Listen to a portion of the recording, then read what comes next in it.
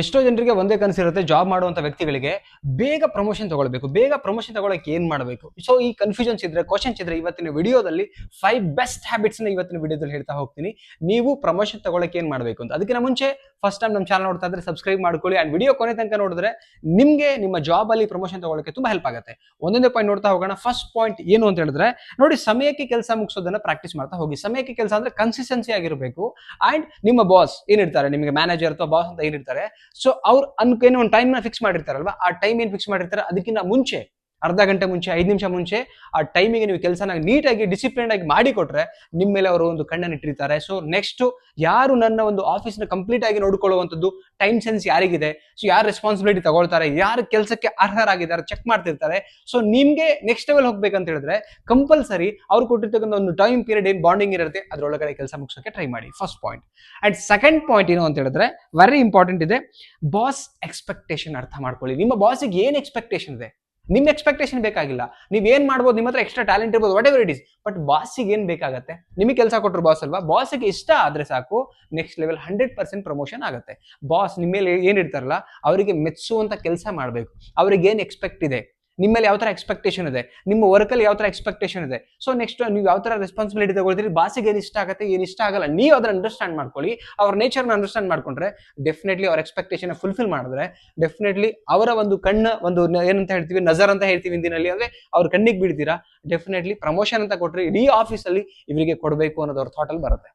Next point ಏನು ಅಂತ ಹೇಳಿದ್ರೆ ಕಮ್ಯುನಿಕೇಶನ್ ಸ್ಟ್ರಾಂಗ್ ಮಾಡ್ಕೊಳ್ಳಿ. ನಿಮ್ಮ ಕಮ್ಯುನಿಕೇಶನ್ ನೋಡಿ, ಒಂದು ಜಾಬ್ ಮಾಡ್ತಿದ್ರ ಅಂತ ಹೇಳಿದ್ರೆ ವೆರಿ ಇಂಪಾರ್ಟೆಂಟ್. ನಾವು ಒಂದು ಯಾವುದೇ ಜಾಬ್ ಮಾಡಿದ್ರು ಕೂಡ ಜನಗಳೊಟ್ಟಿಗೆ, ಪಬ್ಲಿಕ್ ಒಟ್ಟಿಗೆ ನಾವು ಏನ್ ಮಾಡ್ತಿರ್ತೀವಿ, ಕಮ್ಯುನಿಕೇಟ್ ಮಾಡ್ತಿರ್ತೀವಿ. ಸೊ ಈ ಜಾಬ್ ಒಳಗಡೆ ಅಥವಾ ಪಬ್ಲಿಕ್ ಸರ್ವೆಂಟ್ ಆಗಿ ಕೆಲಸ ಮಾಡ್ತಾ ಇದ್ರೆ communication is the key. Very important. ನೀವು ಹೇಗೆ ಕಮ್ಯುನಿಕೇಟ್ ಮಾಡ್ತೀರಿ, ಯಾವ ತರ ಹ್ಯಾಂಡಲ್ ಮಾಡ್ತೀರಿ, ಕಮ್ಯುನಿಕೇಶನ್ ಮುಖಾಂತರ ಹ್ಯಾಂಡಲ್ ಮಾಡೋಕೆ ಸಾಧ್ಯ. ನಿಮ್ಗೆ ಎಷ್ಟು ಚೆನ್ನಾಗಿ ಮಾತು ಬರುತ್ತೆ ಅದ್ರ ಮೇಲೆ ಇನ್ನೊಬ್ಬರ ಮನಸ್ಸನ್ನ ಗೆಲ್ತೀರಿ, ಅವರಿಗೆ ರೀಚ್ ಆಗ್ತೀರಿ. ಅಂಡ್ ಅವರಿಗೆ ನೀವು ಕನ್ವಿನ್ಸ್ ಮಾಡೋದು ಬಿಕಾಸ್ ಆಫ್ ಓನ್ಲಿ ಕಮ್ಯುನಿಕೇಶನ್ಸ್. ಇದನ್ನ ಅರ್ಥ ಮಾಡ್ಕೊಳ್ಳಿ. ಕಮ್ಯುನಿಕೇಶನ್ ಇಲ್ಲ ಅಂತ ಹೇಳಿದ್ರೆ ಏನು ಮಾಡ್ಲಿಕ್ಕೆ ಸಾಧ್ಯ ಇಲ್ಲ, ರೈಟ್?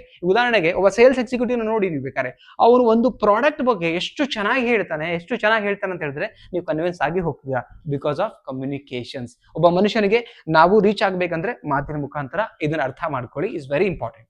ನೆಕ್ಸ್ಟ್ ಪಾಯಿಂಟ್ ಏನಂತ ಹೇಳಿದ್ರೆ ಪ್ರಾಬ್ಲಮ್ ಸಾಲ್ವರ್. ನೀವು ಎಲ್ಲಾರ್ಕಿನ್ನ, ನಿಮ್ಮ ಏನು ಆಫೀಸಲ್ಲಿ ಕೆಲಸ ಮಾಡ್ತಾರೆ ಅವ್ರೆಲ್ಲರಿಗಿನ್ನ ಜಾಸ್ತಿ ಪ್ರಾಬ್ಲಮ್ ಸಾಲ್ವರ್ ಆಗಿ ನಿಂತ್ಕೋಬೇಕು. ನೀವು ಎಲ್ಲಾ ತರ ಥಿಂಕ್ ಮಾಡ್ಬೇಕು. ಈ ಪ್ರಾಬ್ಲಮ್ ಹೇಗೆ ಸಾಲ್ವ್ ಔಟ್ ಮಾಡ್ಬೇಕು, ಅವ್ರ ಪ್ರಾಬ್ಲಮ್ ಹೇಗೆ ಸಾಲ್ವ್ ಔಟ್ ಮಾಡಬಹುದು, ಸೊ ಬಾಸ್ ಕೊಟ್ಟಿರ್ತಕ್ಕಂಥ ಪ್ರಾಬ್ಲಮ್ ಹೇಗೆ ಸಾಲ್ವ್ ಔಟ್ ಮಾಡ್ಬೇಕು. ಯಾಕಂತ ಹೇಳಿದ್ರೆ ಯಾವಾಗ್ಲೂ ಯಾರು ರಿಸ್ಕ್ ತಗೊಳ್ಳಕ್ ರೆಡಿ ಇರ್ತಾರೆ, ಯಾರು ಬ್ರಿಲಿಯಂಟ್ ಅಂತ ಪ್ರೂವ್ ಮಾಡ್ಕೊಳ್ತಾರೆ ಅಂತ ಹೇಳಿದ್ರೆ ಪ್ರಾಬ್ಲಮ್ ಸಾಲ್ವರ್ ಯಾವತ್ತು ಬ್ರಿಲಿಯಂಟ್, ಕ್ಲೇವರ್ ಅಥವಾ ಅಲ್ಲಿ ಎಕ್ಸ್ಟ್ರಾರ್ಡಿನರಿ ಪರ್ಸನ್ ಅನ್ಸ್ಕೊಳ್ಳೋಕೆ ಸಾಧ್ಯ ಯಾವಾಗ ಪ್ರಾಬ್ಲಮ್ ಸಾಲ್ವ್ ಮಾಡಿದ್ರೆ ಮಾತ್ರ. ಸೊ ನೀವು ಪ್ರಾಬ್ಲಮ್ ಸಾಲ್ವ್ ಮಾಡೋದು ಒಬ್ಬ ಪರ್ಸನ್ ಆಗ್ಬೇಕು, 100% ಪಾಸಿಬಿಲಿಟಿ ಇದೆ. ಬಟ್ ನಿಮ್ ಥಾಟ್ ಪ್ರೊಸೆಸ್ ಅಲ್ಲಿ ಯಾವತ್ತೂ ಸದಾ ಇದೇ ಓಡ್ಬೇಕು, ನೆಕ್ಸ್ಟ್ ಲೆವೆಲ್ಗೆ ಹೋಗ್ಬೇಕು ಅಂತ ಹೇಳಿದ್ರೆ ನಾನು ಇಲ್ಲಿರ್ತಕ್ಕಂಥ ಪ್ರಾಬ್ಲಮ್ ಅನ್ನ ಸಾಲ್ವ್ ಮಾಡಬೇಕು. ಏನೇ ಪ್ರಾಬ್ಲಮ್ ಕೊಟ್ಟರು ಅದನ್ನ 100% ಈಸಿಲಿ ಆಗಿ ನನ್ನ ಪ್ರಾಬ್ಲಮ್ ಸಾಲ್ವ್ ಮಾಡ್ಬೇಕು ಅನ್ನೋದು ನಿಮ್ ಥಾಟಿಗೆ ಬರ್ಬೇಕು.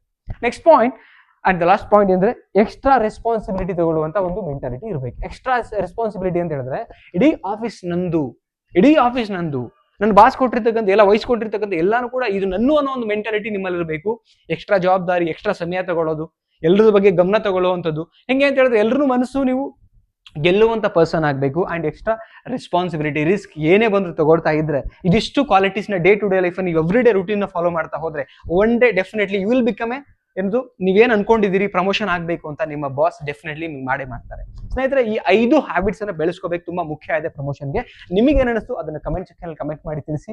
ಅಂಡ್ ಇಷ್ಟ ಆದ್ರೆ ನಮ್ಮ ಚಾನಲ್ಗೆ ಸಬ್ಸ್ಕ್ರೈಬ್ ಮಾಡ್ಕೊಳ್ಳಿ. ಕಾರ್ಪೊರೇಟ್ ಲೆವೆಲ್ ಅಲ್ಲಿ ಏನೇನ್ ಬೇಕು ವಿಡಿಯೋಸ್ ಎಲ್ಲ ಒಂದೊಂದೇ ಬರ್ತಾ ಹೋಗುತ್ತೆ ಅಂತ ಹೇಳ್ತಾ, ಅಥವಾ ನಿಮಗೆ ಯಾವ ಒಂದು ಟಾಪಿಕ್ ಮೇಲೆ ವಿಡಿಯೋ ಬೇಕು ಅದನ್ನು ಕೂಡ ಕಮೆಂಟ್ ಮಾಡಿ. ಮತ್ತೊಂದು ಟಾಪಿಕ್ ಅಲ್ಲಿ ಸಿಗೋಣ. ಇಷ್ಟ ಲೈಕ್ ಮಾಡಿ. Thank you so much. ನಮಸ್ತೆ.